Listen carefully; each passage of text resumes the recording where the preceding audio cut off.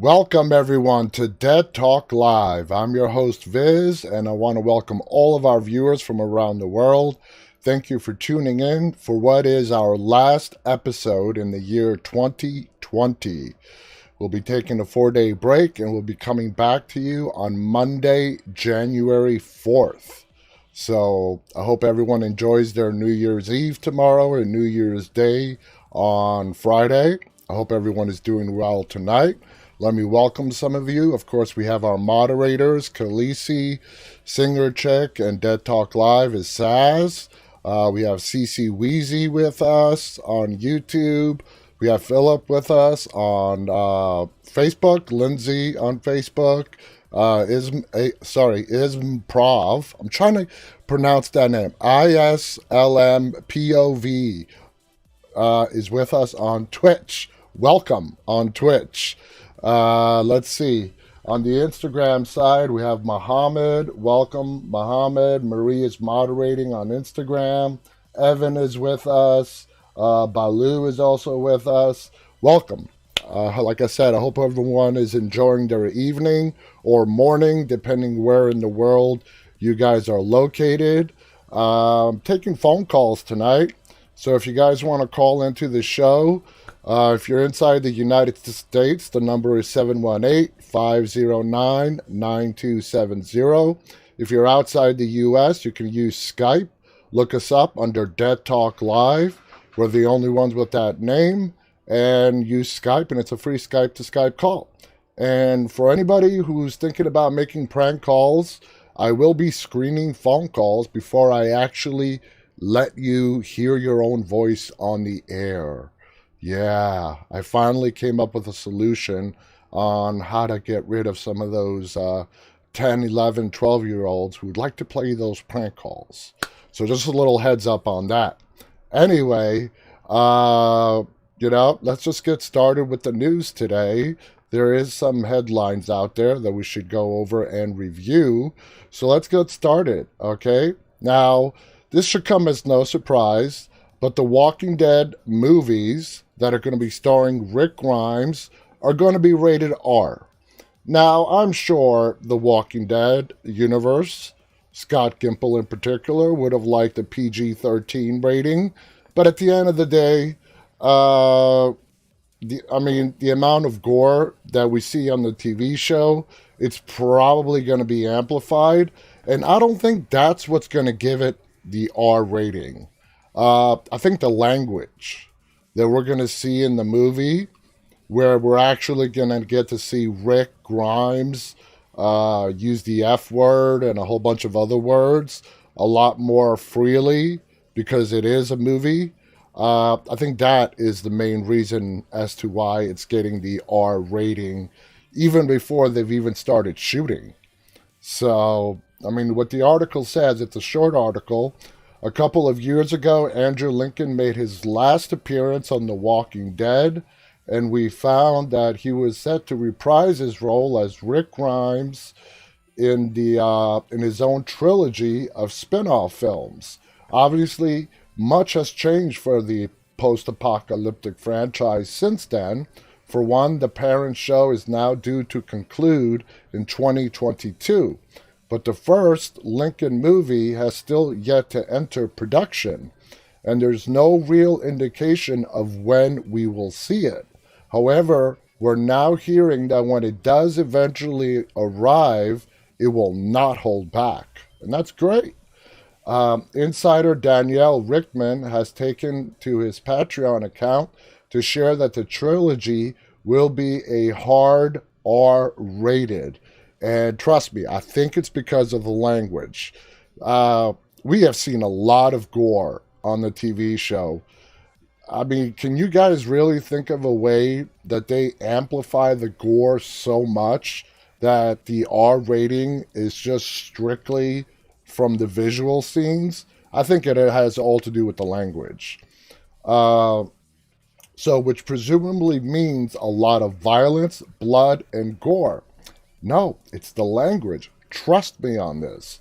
And we imagine that the Walking Dead fans wouldn't have it any other way. Unfortunately, the tipster doesn't offer up anything else, but if true, then this is certainly encouraging to hear. Now, what do you guys think? Do you think it's getting the R rating because of increased violence, blood, and gore? Come on. We've been watching this show for a very long time. And we have seen, I mean, just go to back season 7, episode 1, when we saw Abraham and Glenn's head being bashed in. They did not hold back. They did not hold back on the amount of gore they showed us in just that one particular episode. So them ramping it up even more, I just cannot imagine it. CC Weezy has a good point. Language and nudity. Oh boy. Maybe we're going to get to see Andrew Lincoln's bare butt. I don't think our team member Summer is watching, but damn, she would love to see that. But yeah, nudity, probably. We are going to see some nudity. Some stripped down prisoners, and who knows, for all you guys, all the Andrew Lincoln fans out there, you actually may get to see his bare butt. It just sounds funny hearing me say that. Singer Chick writes, I don't know, 7.1 should have been R-rated in my opinion, so should the one with Jadis put her friends through the grinder? That was really bad. Well, TVs don't go by the R PG-13. They have the TV mature audience, MA, and then below it will list you whether it's language, disturbing scenes, or so on. So the TV rating system is completely different from the film rating system. So again, is this going to go straight to AMC Premiere? Is it actually going to make it to theaters? Like I said a while ago, I think it's going to be split. I think they're going to do it the way they did it with Wonder Woman 1984, where it's going to get a limited theatrical release and be available on AMC Premiere as well. Khaleesi writes, I think when Jesus broke into the room with Michonne and Rick in bed, they both jumped up and showed their butts. Ah, that's a good point. That's a good point. Singer Chick writes, I meant if they had been in a movie, they should have been an R rating. Yep. Want to welcome Jennifer and John Wesley, who's with us on Facebook. It's nice to see you guys again. Welcome. Want to welcome Carlo, who's with us on Instagram. 8 is also with us. Leonard is also joining us. Manchumar is giving us a thumbs up on Instagram. So welcome to all our Instagram people. So let's go on to the next thing. Check out this poster. All right, this is pretty cool. Walking Dead Season 11 fan poster hypes the war between the CRM and Commonwealth. So this is a fan poster. I have said this before on this show. I do not believe the CRM and the Commonwealth are ever going to cross paths. Whether it's on the TV show, any of the shows, or in the movies. So this is nice. Great piece of Photoshop work. Putting the laser tag outfit Commonwealth people on the right. And then, of course, the super high-tech CRM outfits, uniforms on the left, facing off with the title The Walking Dead New Season Returns in 2021. The Walking Dead Season 11 fan poster hypes a coming war between the Commonwealth and the CRM. It's not going to happen. The 11th season of the AMC zombie apocalypse drama figures to be the biggest ever, as it's set to be the final go-around for the venerable series. Of course, The Walking Dead still has to finish up season 10. I guess 10C is what they're talking about, which is going into round of 6 bonus episodes after COVID disrupted the show's production. The Walking Dead indeed will have plenty of business to deal with when season 11 finally gets underway. After the epic events that went down in the sort of season 10 finale, and it was the season 10 finale, the biggest event of the episode in terms of the wider Walking Dead universe was, of course, the arrival of the Commonwealth, the vast and well-organized community depicted in the Walking Dead comics, but never previously introduced on the show. The first hint of the Commonwealth was dropped on the show when Eugene began communicating by radio with a mysterious woman named Stephanie, later organizing an expedition to meet up with her. In the finale, Eugene's group, including Princess and Ezekiel, finally encountered the armored soldiers of the Commonwealth. And I forgot to mention Yumiko. Eleanor Matsura, who plays Yumiko, was also there as well. More is sure to be revealed about the Commonwealth and their soldiers in the upcoming Season 10 bonus episode Splinter, which sees Princess and Ezekiel trying to escape their captors, with even more being revealed in Season 11. It remains to be seen how big a role the new and potentially dangerous community will play in the 11th season, but fan artist John Curtin sees them getting into the thick of the action by going up against another group that's become prominent in the Walking Dead lore, and that is, of course, the Civic Republic Military, the CRM. So here's the poster again. It's great artwork, but in my opinion, guys, I really do not see the CRM crossing paths with the Commonwealth. As we learned in World Beyond, the CRM consists of well over 200,000 people. According to the comic books, the Commonwealth only has 50,000 people. Whether they decide to go that route on the TV show or vastly expand the Commonwealth to equal the CRM, or they could go the other way and make it a lot less than 50,000. Either way, the CRM, there is nobody, no group that we have seen on The Walking Dead that can go head-to-head with the CRM. They've got the weapons, they've got gas, they have the technology, they have everything. And Alexandria, Hilltop, the Commonwealth, they are no match for the CRM. At best, what they can do is fight some kind of like a guerrilla war where they go and sabotage them whenever they can. So other than that, I don't think it's going to go that way. I don't think the writers are going to go in that direction. And it'd be really unrealistic if you see the CRM ultimately getting defeated by, our survivors. Let's see. Sammy is with us. Welcome, Sammy. Sammy's asking, I hope that I'm doing well. I am. I hope you're doing well too, Sammy. Lindsay on Facebook writes, I agree with you, Viz, but very cool poster. Philip also loves the poster. I love the poster. That's great artwork, and I always appreciate great Photoshop work. And this is great Photoshop work put together, and I can only imagine the amount of time it took to create this. So full props to the creator of this poster. Now, next on our list is the worst Walking Dead death of 2020. And this is from Undead Walking, as you could see. Beta, he went the way he wanted to go. He went with the Guardians, his Guardians, initiating them into his group officially, not having to wear a fake mask anymore.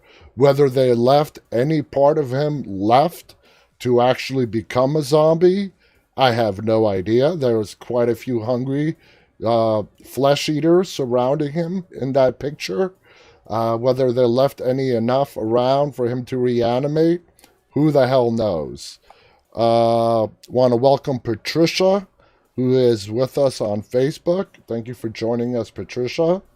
So what this says, deaths are bound to happen in The Walking Dead, but what was the worst of 2020? The first thing you might have noticed about this article, as opposed to My best deaths article is that I don't have 5 deaths. In fact, the title doesn't even mention more than 1. This is because after looking back, I can't really think of 4 more deaths to add to the list. This isn't to say that there weren't other bad deaths this year in the Walking Dead universe, but if I'm being honest, considering the level of prominence the characters on the wrong end of these deaths had, their deaths fit. Most of the other characters I could think of who have had very underwhelming deaths this year, while yes, their deaths were underwhelming, the characters themselves were not going anywhere. It's not likely they were gaining prominence in their respective shows or had a great deal of storylines specific to them. So I can't imagine anyone was expecting them to have the sort of powerful, dramatic deaths that a more important character would deserve. Basically, you get the death equal of your level of importance on your respective show. So while the deaths were bad, they weren't bad enough for me to really care about. Okay. One person whose death I did care about was quite frankly one of, if not the most important death of this year's season of The Walking Dead, Beta. As much as Alpha, the villain of the season 10 Walking Dead, Beta was right there behind her. I said earlier this year that this season, Beta truly came into his zone as a villain. He was no longer just a henchman, he was the monster our heroes needed to fear. Definitely agree with that. And in the last quarter of the season, was the villain the one trying to destroy everybody? Who do you think, guys, got a better death? Alpha at the hands of Negan, or Beta, who was put down by Daryl, but was really ended by his guardians? Who do you think got the better death? I know a lot of people loved how Negan took out Alpha. I loved how Negan took out Alpha. I loved how they stuck to the comics in that respect. So between Alpha's and Beta's death, for me, I would have to go with Alpha.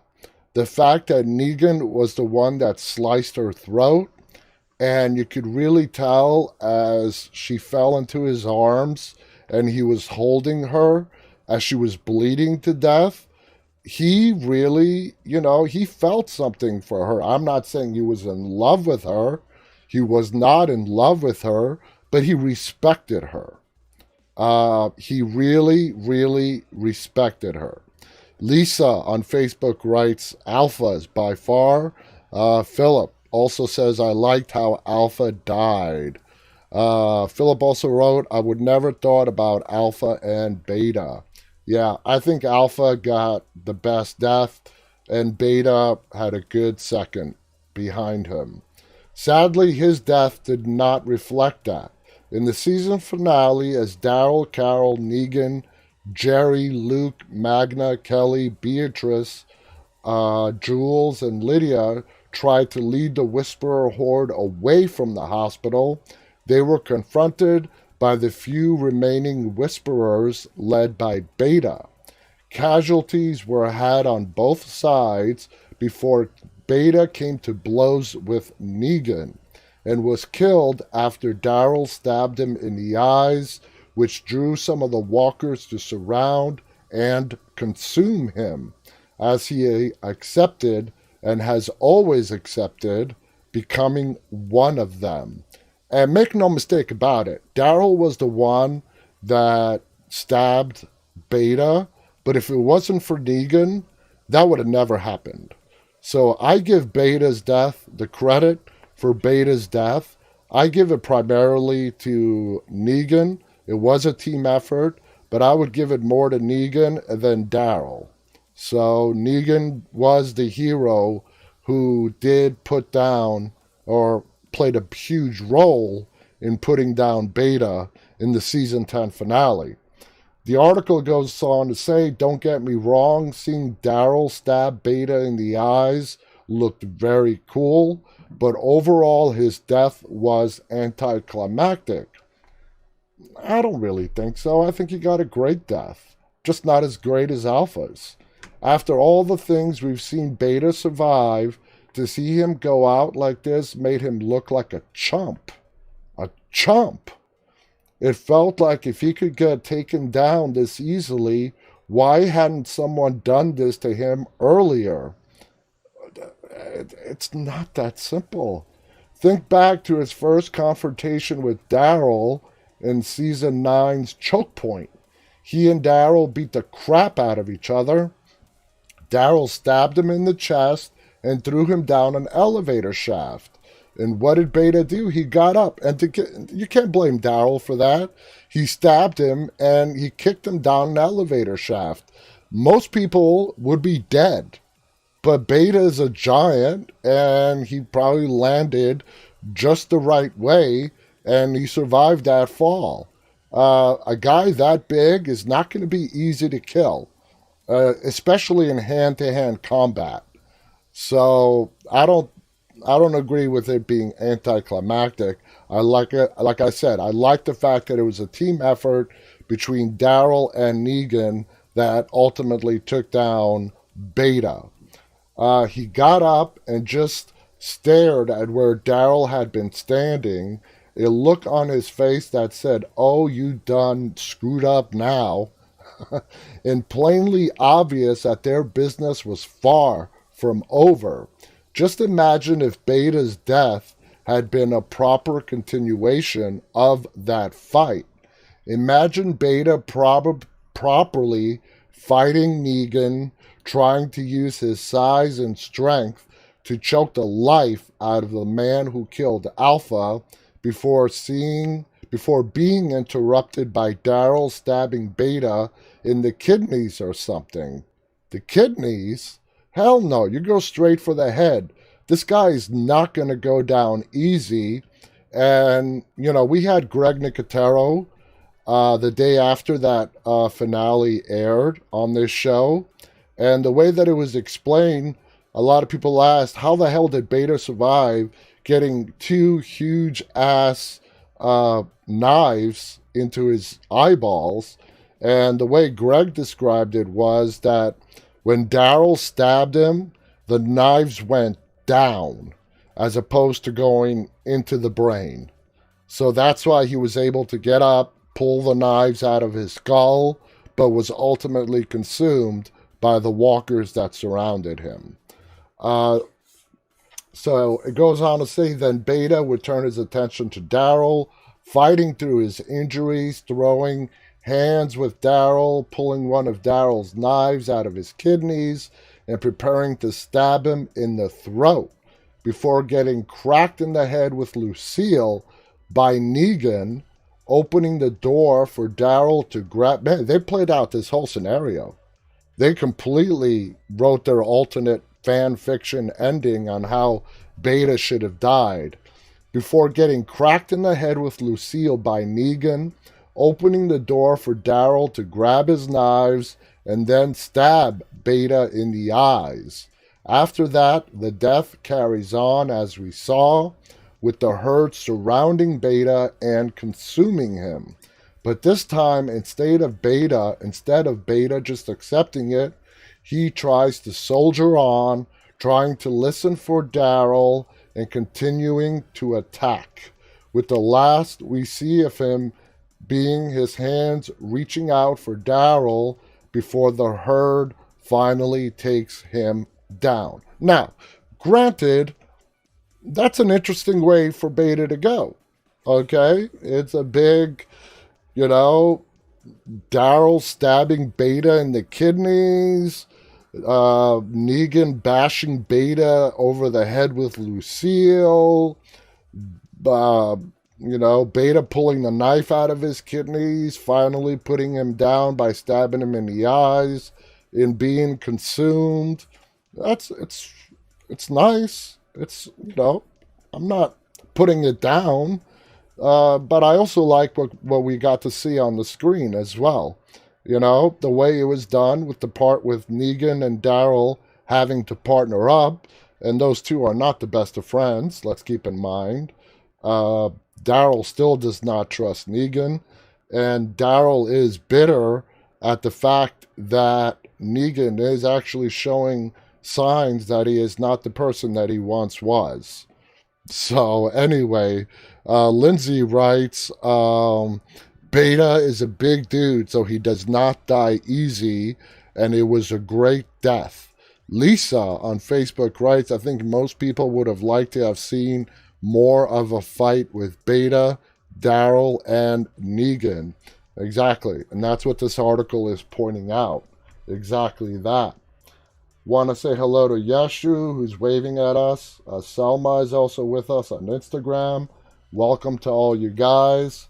So, anyway, it goes on to say that is the death a villain like Beta deserved, one which put on display how badass and dangerous of a character he was, while letting us see him go down fighting with the two most important rivals, Daryl and Negan, and letting both play roles in his downfall, while still having his death formally come at the hands of the very guardians he held so dearly. Yet that is not the death that Beta got. Instead, he scuffled with Negan and Daryl for about a minute or two, got one cool moment of being stabbed in the eyes, and then just accepted it. Let's not forget that flashback. As he got the knives in the eyes, he had his whole flashback from the time he met Alpha till the time she died, which showed us as fans and viewers how important Alpha was to Beta.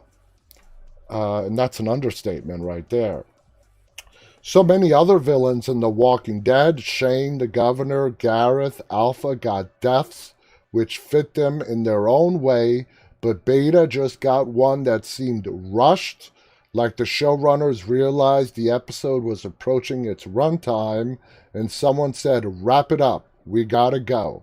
Now, there was a lot of loose ends that they had to tie up in that season 10 finale, okay? Connie, Beta, you know, the whole horde, and a bunch of other loose ends, Maggie, and they did rush through a lot of them, especially in the first opening minutes before we got to see the credits roll in the beginning. We never got to see how Aaron and Alden got freed from being surrounded by the Whisperers.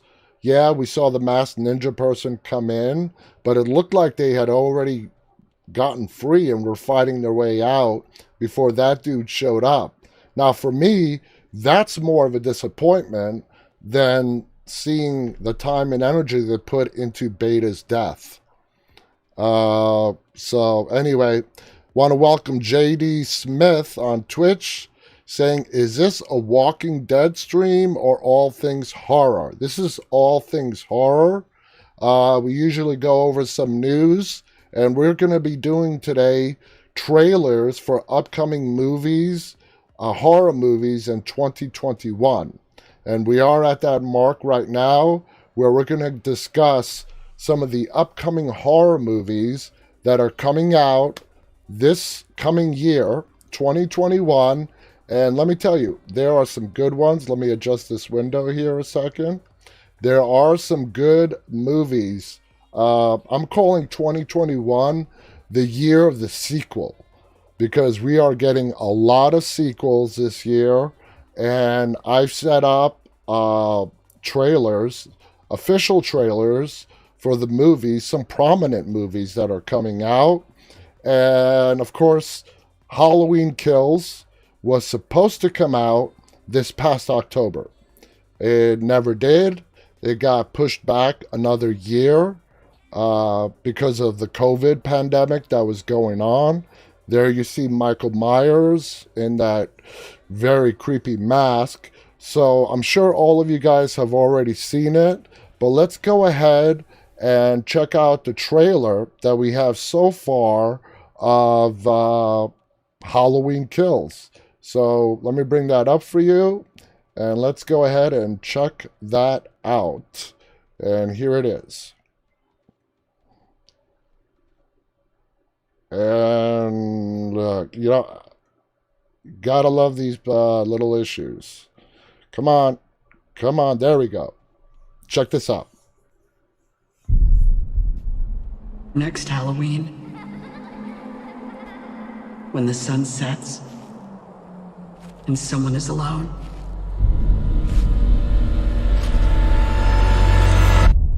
he kills.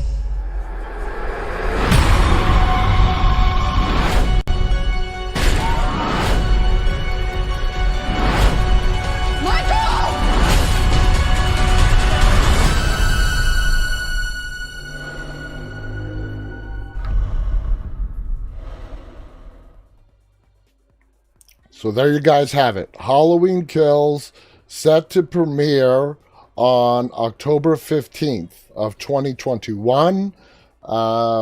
It sucks that we have to wait a whole other year to see it.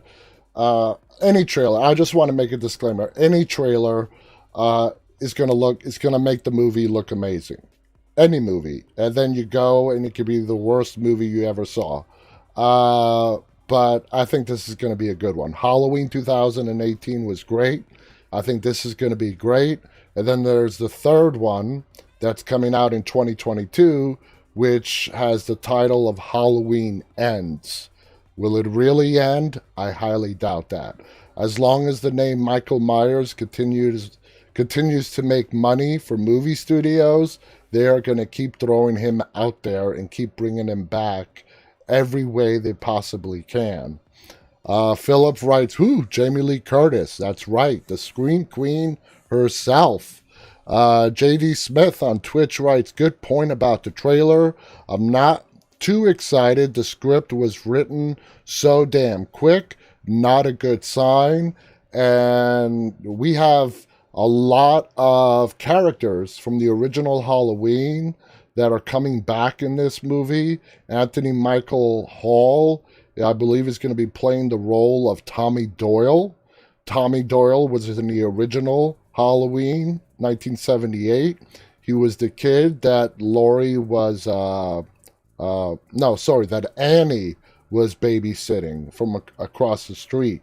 So this movie was filmed in Wilmington, North Carolina, which Wilmington, North Carolina is actually becoming a really big hotspot for movies to be filmed at. So anyway, let's go on with this list, okay? Now, how many of you guys know that they're bringing Candyman back? That's right, they are bringing Candyman back.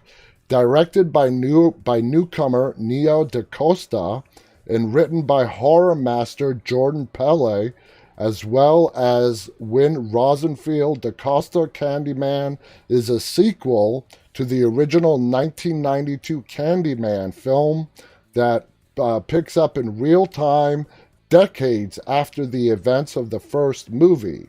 The film follows multimedia artist Anthony McCoy, whose obsession with the now fully gentrified Cabrini Green site of the infamous Candyman murders begins to take on an entire life of its own in DaCosta's stylish follow-up side. The new Candyman trailer gives us a whole lot of hints about what might go down in the movie, including a number of callbacks to the original, such as an overwhelming presence of bees and the imagery of Candyman that continues to haunt viewers. However, the movie looks like it's diverging from the original by suggesting that Anthony might actually be getting possessed by the spirit of Candyman, as opposed to simply being haunted or hunted by him. So that is a different twist on it, taking things to an entirely new level of scary.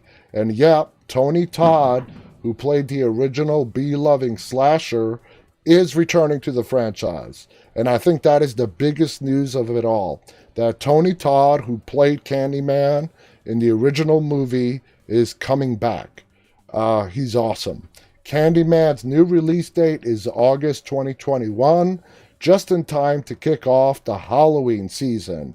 So let's go ahead and check out the trailer for Candyman. Candyman.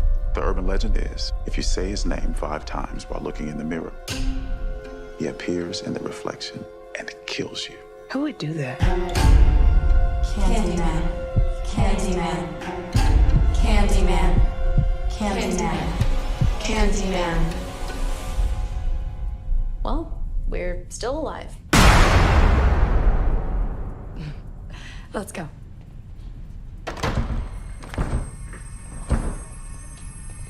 Trina, you broke the door.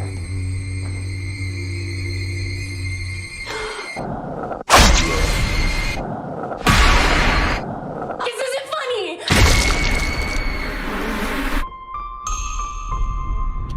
I feel really connected to this neighborhood. Cabrini Green. It was the projects.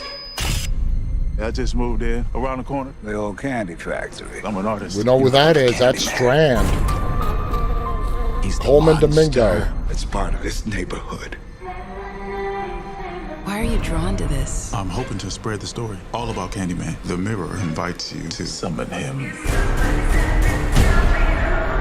You should say his name. I dare you. Candyman. Candyman. Candyman. Candyman. Don't say that. Candyman.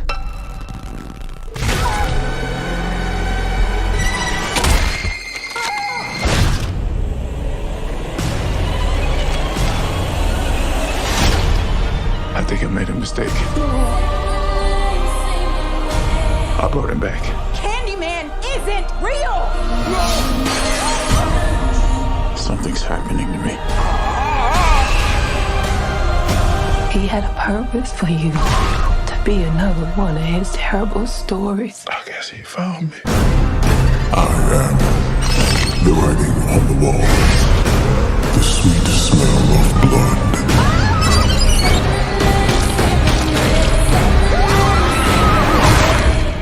Be my victim. This is not real. It's not real. Candyman.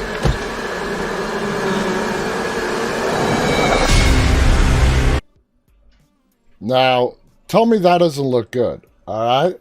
I like the idea on how they're taking this as Candyman being more of a paranormal entity that hunts, possesses, as opposed to straight out being a killer. If you notice, in that entire trailer, you never got to see Tony Todd.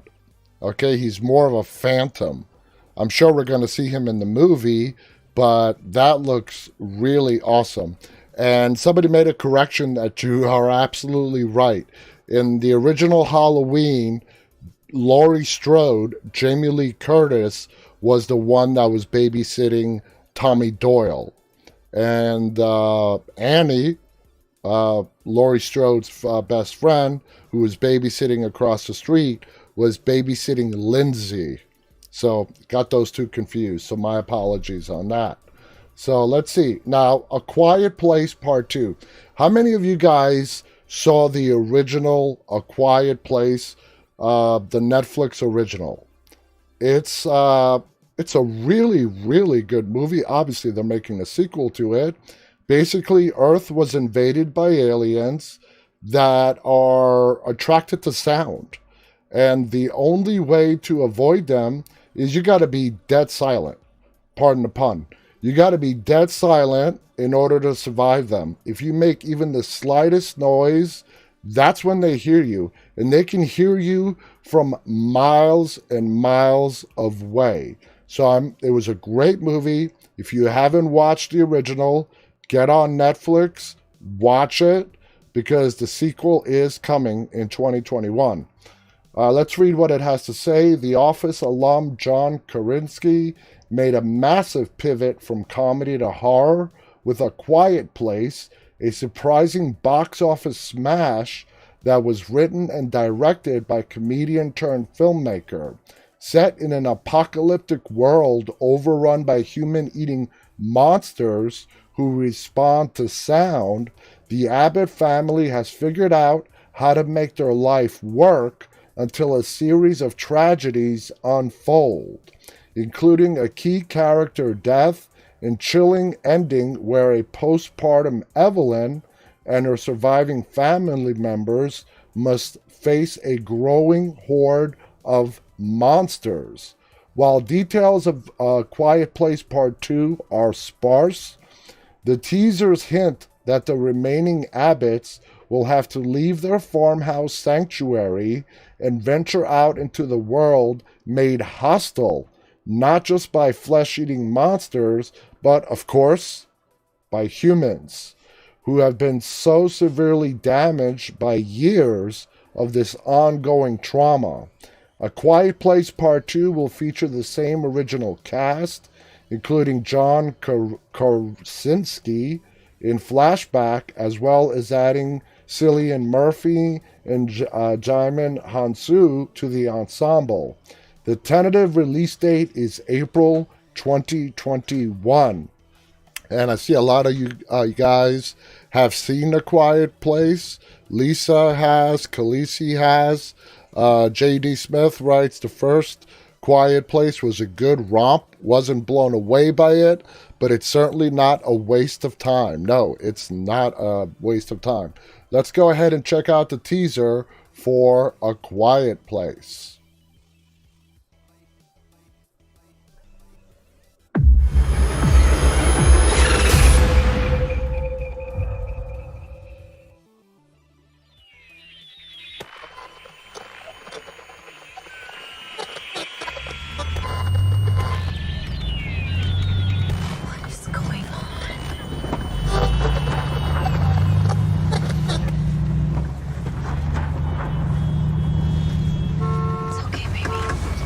Mom? Yeah.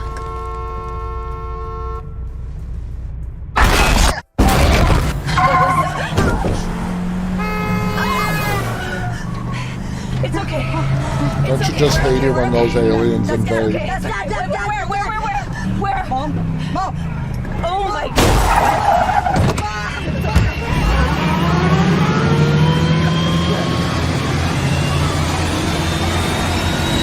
Holy, did you see that hand coming out of the bus? Did you guys see that? That alien hand?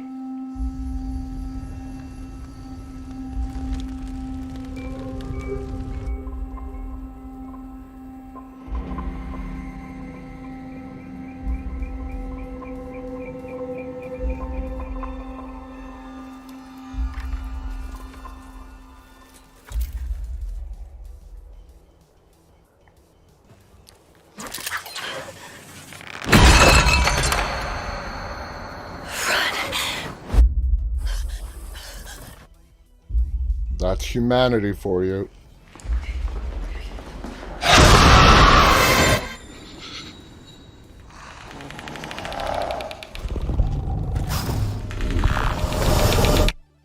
I don't know why you came all the way up here. There's nothing left. Please. There are people out there worth saving.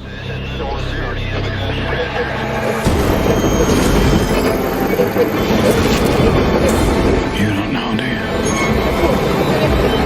I do.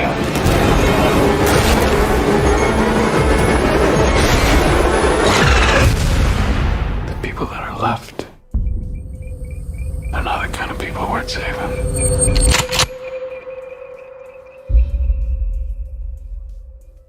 That looks good. I like the fact that we got a lot of flashbacks to how that all started. I think that's great. I don't know if you guys noticed in that scene where she's backing up from the oncoming bus. When she comes to a stop out of the bus, you see the alien's hand starts reaching outside the bus. That was creepy as hell. It looks like this sequel might be better than the original. I mean, I've been fooled before, but that's a great trailer to A Quiet Place too. So I'm definitely going to watch that.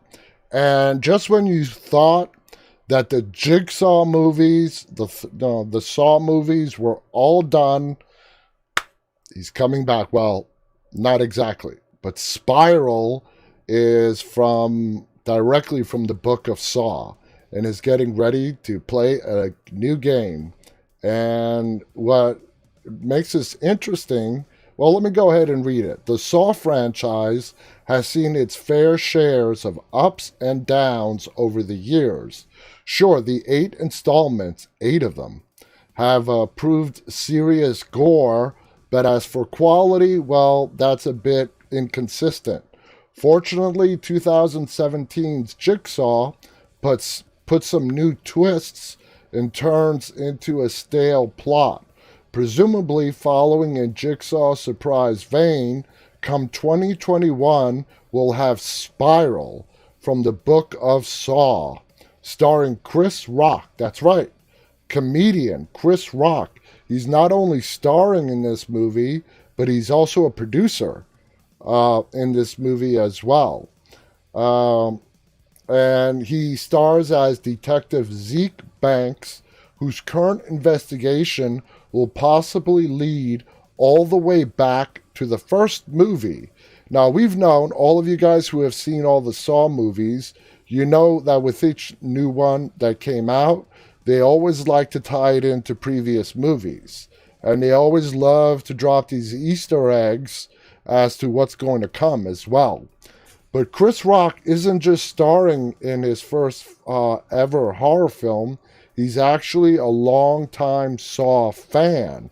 One of the one who came up with Spiral's concept, as well as writing the story's treatment. The film takes place firmly in the Saw universe, but it isn't necessarily a sequel to Jigsaw. Longtime Saw collaborators are all on board the Jigsaw train for Spiral, with Darren Lynn Bousman directing, and both James Wan and Lee Wanell signed on as producers, along with Chris Rock himself. And Samuel L. Jackson and Max Minghella will also star in Spiral, slated for May 2021 release. And May is the beginning of the big, not horror, but the big movie season release that we were deprived of in 2020. So let's take a look at this trailer for Spiral. Again, this looks very good. Check it out.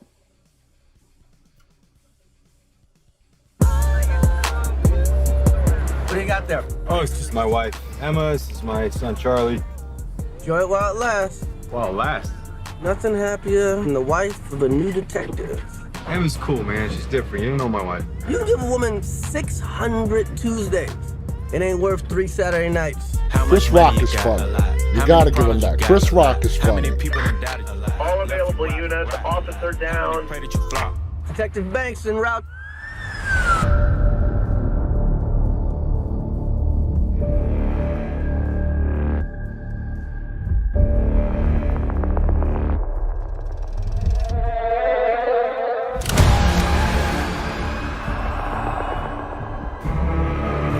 Whoever did this has another motive. They're targeting cops.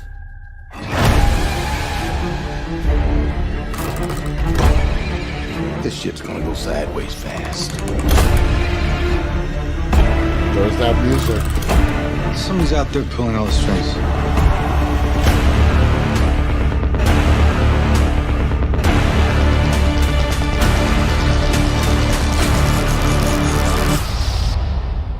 You wanna play games, motherfucker? I love Samuel Jackson.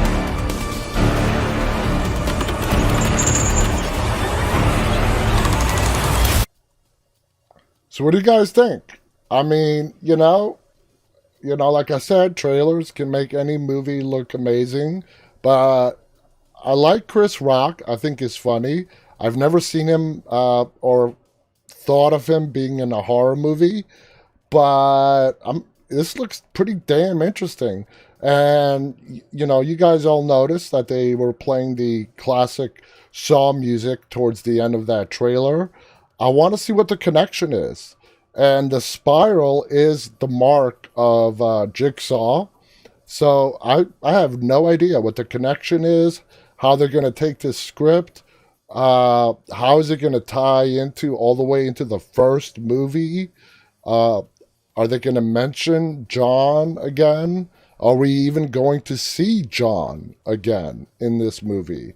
A lot of questions that we just have to wait and find out. Now, next on the list, this is the movie that I am anticipating the most, and that is the third Conjuring movie. For those of you who have been watching me for a while, you guys know I'm a huge fan of the Conjuring universe. The Conjuring movies themselves, of course, Annabelle, The Nun, and so on. Also known as Conjuring 3, this one's called The Devil Made Me Do It. The newest installment of the popular supernatural franchise, The Devil Made Me Do It, will be the 8th film in the Conjuring universe, even as its direct sequel to the first 2 Conjuring movies, featuring the great Vera Farmiga and Patrick Wilson as paranormal investigators Ed and Lorraine Warren. Those are real people, by the way. The Conjuring 3 follows the infamous real-life 1981 Arnie Cheyenne Johnson murder trial, which was the first time in American legal history that demonic possession was used as a not guilty defense. Johnson's defense was laughed out of court, but he served only 5 years of his 20-year sentence. We can imagine The Conjuring 3 will be suitably dramatic with its court scenes, as well as featuring its usual level of jump scares, heightened by a truly disturbing story and subsequent crime. The Conjuring 3 is directed by The Curse of La Llorona, Michael Chaves. If you guys want to see a good paranormal movie, The Curse of La Llorona is a really good movie. It's a Spanish movie, subtitled in English, but it's awesome. It's really scary. And Conjuring franchise founder James Wan has signed on as producer. The Devil Made Me Do It should hit cinemas and video on demand in June 2021. And to be exact, it's going to come out on June 4th, 2021. Now, there is no official trailer to The Conjuring, The Devil Made Me Do It as of yet. I don't know why, but there is a little sort of behind-the-scenes special that I got ready for us to watch. It's really short, but let's go ahead and check this out. We know there are other stories to tell, but we've never felt the pressure to push them out there until we feel like there is a great story to tell and that we have something that, again, will be a worthy entrance to the Conjuring universe. I'd like you all to sit quietly and close your eyes.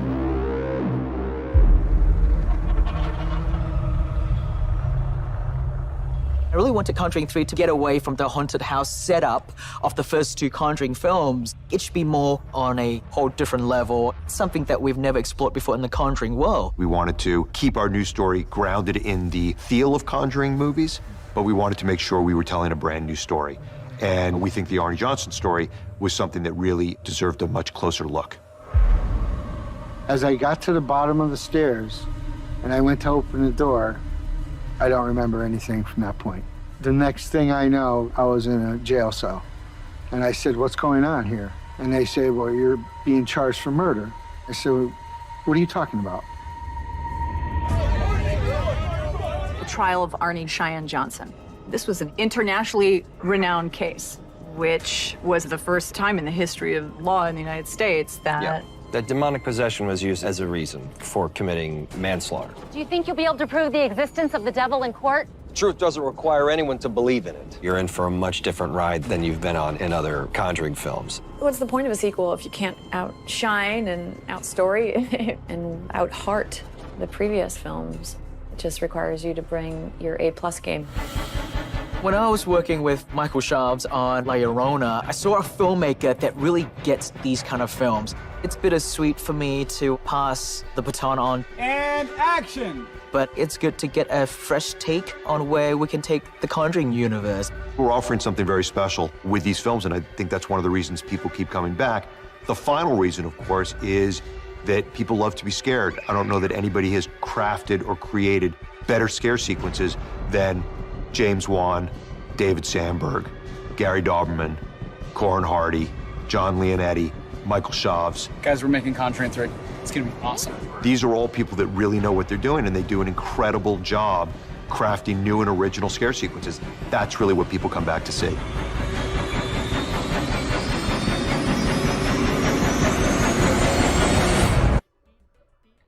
Now, you know, like I said, I'm a huge Conjuring fan, and I'm really looking forward to seeing this. I like the story that they picked. They're right. That murder was the first ever where demonic possession was used as a defense in court. I want to see all the twists that they're going to put on it. I like the fact that they don't follow the real life story, which movie ever does anyways, and they make it really twisted. But what makes the Conjuring universe so amazing is the scares. It's brilliant. It's brilliant. And I hope they stick to that. They don't really move away from that and make it more of a psychological paranormal movie. I really do hope they stick with the scares, because for me, that's what nails it. Now, we have time, barely enough time. One more movie, Morbius, okay? This is another movie, I don't know how many of you guys have heard of it, is going to inject some horror into the super horror genre. Following in the highly esteemed footsteps of fellow Marvel accidental vampire Blade, Morbius tells the story of Michael Morbius, played by Jared Leto. Jared Leto played the Joker in the Suicide Squad, a human turned bloodsucker thanks to the side effects of a cure for his rare blood disease. Unlike Blade, though, Morbius might be a vampire, but he has none of the qualities we have come to expect from the supernatural species, other than super strength and extreme bloodlust. Also starring Doctor Who alum Matt Smith as Morbius's best friend, Adria Arjona as Morbius' fiancé, and Jared Harris as Morbius's teacher. Morbius will be part of Sony's Spider-Verse and in the same vein as Venom. So let's go ahead and check out that trailer and see what we think about this. Here we go.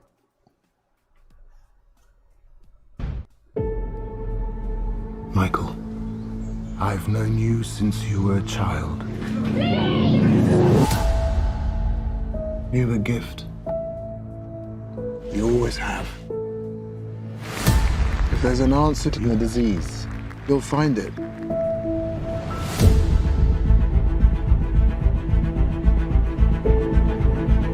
I should have died years ago. Why am I still here if not to fix this? I have a rare blood disease, and I'm running out of time. This could be my last chance. You're up to something. What is it? That's not exactly legal. I want to see you get hurt more than you already have. This would be a cure.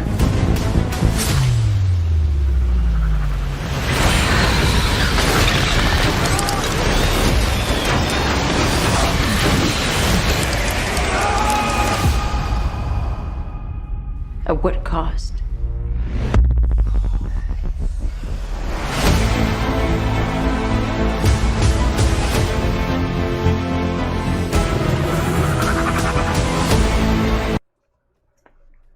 So there you guys have it. It was a very short teaser. Looking forward to it. It's from the, Marvel makes great movies, part of the Marvel universe. So I'm really intrigued by Morbius. Anyway, guys, we are out of time for tonight. Thank you so much for tuning in. We are off for the next 4 days. This is our last episode of 2020. We'll be back with you on Monday, January 4th to start off the new year. I hope everyone has a safe and happy new year. Like I said, above anything else, just be safe out there tomorrow and Monday. We'll be back on the air. Check out our website at deadtalklive.com. Check out our YouTube, Twitch channels. All our social media is under Dead Talk Live. So please be safe out there. And above all, remember, stay walking. Happy New Year.